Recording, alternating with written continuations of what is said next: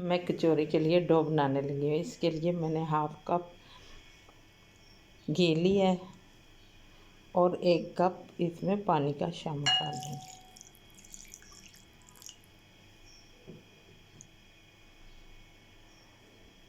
एक टीस्पून नमक, 1 टीस्पून ज़ीरा शामिल कर दूँ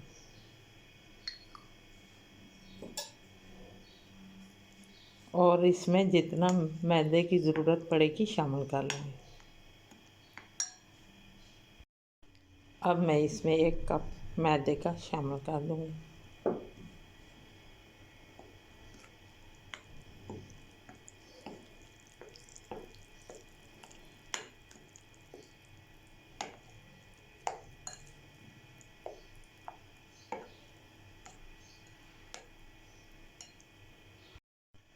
अब मैं थोड़ा थोड़ा मैदा करके शामिल करती रहूँगी और मिक्स करती रहूँगी।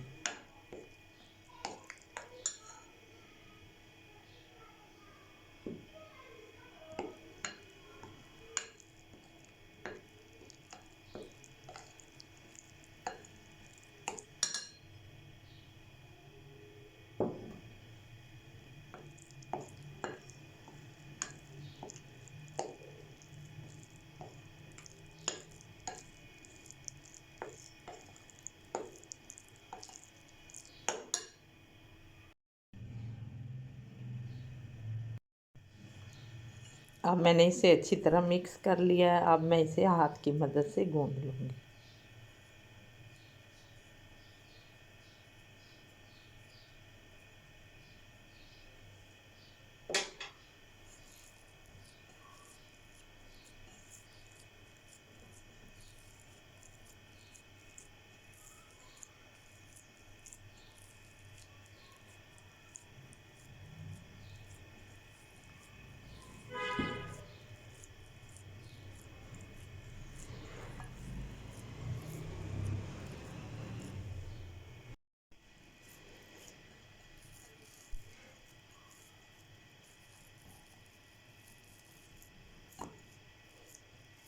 अब मैंने इसे अच्छी तरह गूँध लिया है और बहुत ही परफेक्ट डो बनकर तैयार हुई है। अब हम इसे 10 से 15 मिनट के लिए रेस्ट के लिए रख देंगे।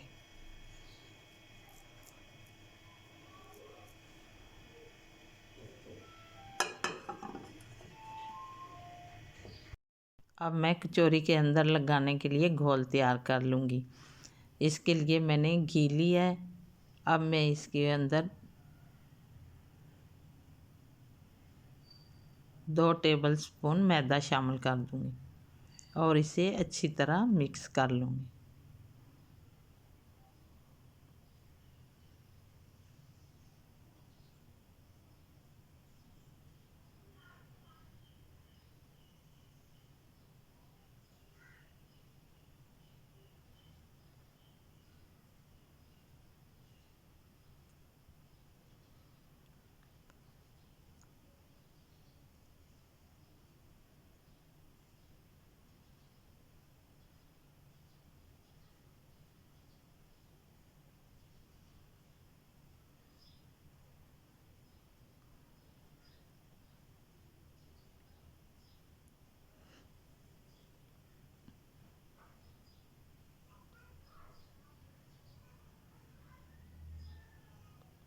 अब मेरा बहुत अच्छे से घोल बनकर तैयार हो गया है।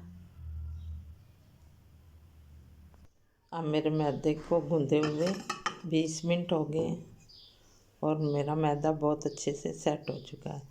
अब मैं इसकी कचौरियाँ बना लूँगी।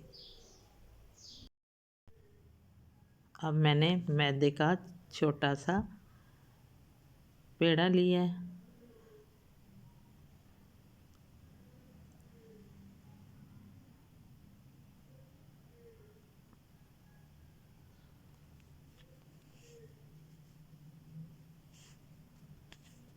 अब मैं इसे बेलन की मदद से बेल लूँगी।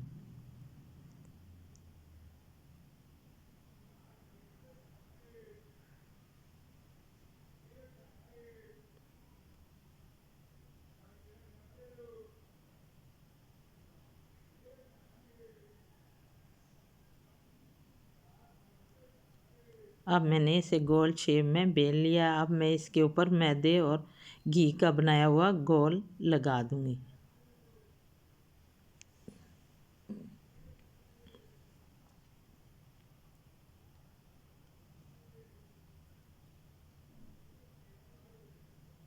अब मैं इसे पहले एक तरफ से और फिर दूसरी तरफ से फोल्ड कर लूँगी और फिर इसे थोड़ा सा खींच के एक और फोल्ड दूँगी। इसी तरह मैंने सब तैयार कर लिए हैं कचौरियों के लिए। अब मैं इसे दूसरा फोल्ड देने के लिए इसी तरह गोलाई में दोबारा से बेल लूँगी।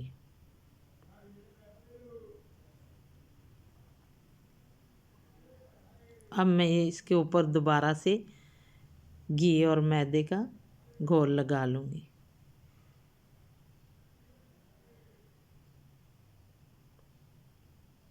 और दूसरा फोल्ड उसी तरह दे लूँगी पहले की तरह।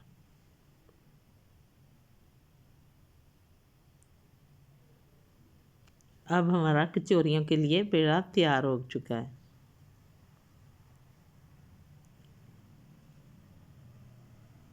अब मैं थोड़ी देर रेस्ट के बाद दोबारा से इसकी अब कचौरी तैयार कर लूँगी।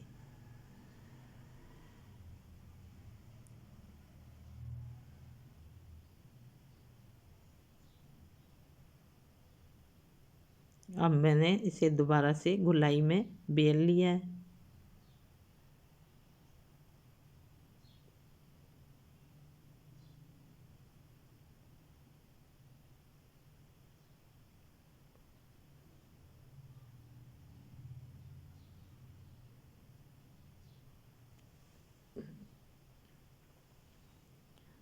अब मैं इसके ऊपर कीमे से तैयार की हुई स्टफिंग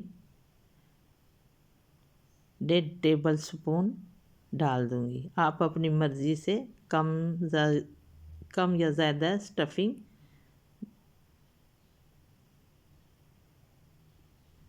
डाल सकते हैं। अब मैंने इसे सारी साइडों से पकड़ के बंद कर लिया है। अब मैं हाथों से इसे थोड़ा सा ऊपर से दबा लूँगी। अब मेरी परफेक्ट कचौरी बनकर तैयार है। इसी तरह मैं सारी कचौरियाँ तैयार कर लूँगी।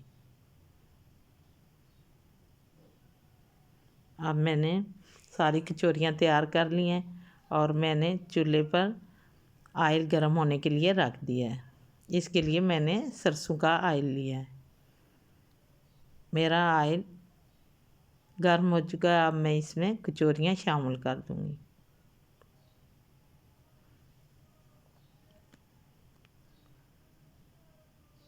आयल गर्म होने के बाद मैंने फ्लेम स्लो कर दी है।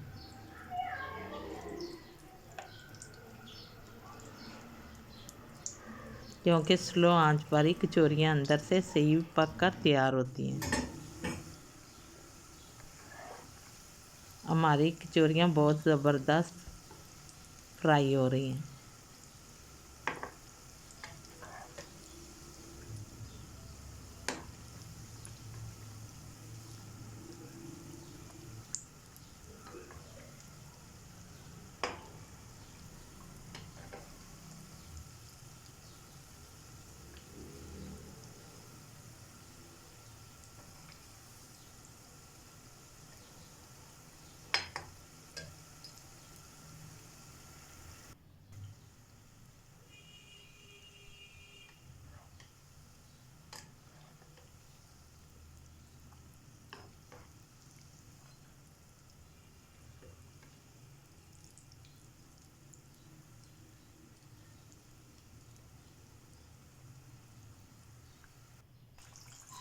हमारी कचौरियाँ बहुत ज़बरदस्त फूल कर गोल्डन कलर में तैयार हुई हैं।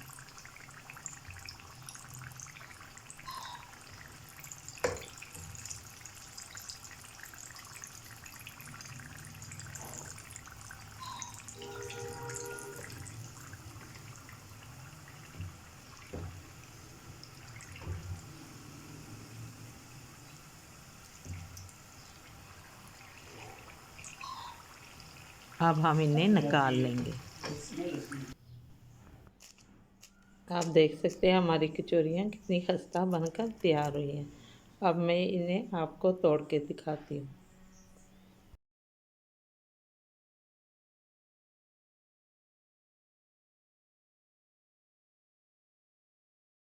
मेरी कचौरियाँ बहुत ही खस्ता बनकर तैयार हुई हैं। अगर आपको मेरी रेसिपी पसंद आए तो लाइक करें, शेयर करें और सब्सक्राइब करें।